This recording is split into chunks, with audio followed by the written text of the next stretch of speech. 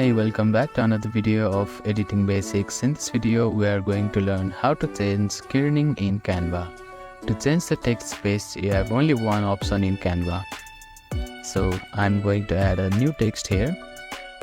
Now select on the text and click on this spacing option. After that drag this small button and you can see that the spacing has been changed evenly on each and every letter. If you want to change the spacing of only one letter, you have to do it manually by yourself. First copy this text box and paste it here. After that, delete everything from here. If you want to change the spacing of this L, and delete the L letter from this one.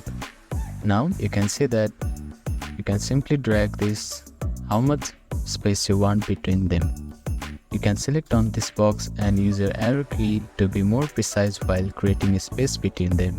If you want to change the space between here, or anywhere from here, you can do the same thing. Simply copy and paste the text box and delete the remaining letters which you want to change the spacing of, and simply add it right next to it by creating how much space you want. So in this way you can change the kerning or line space in Canva. Thank you for watching this video. Please do not forget to like, share and subscribe to our channel, and comment down if you have any queries.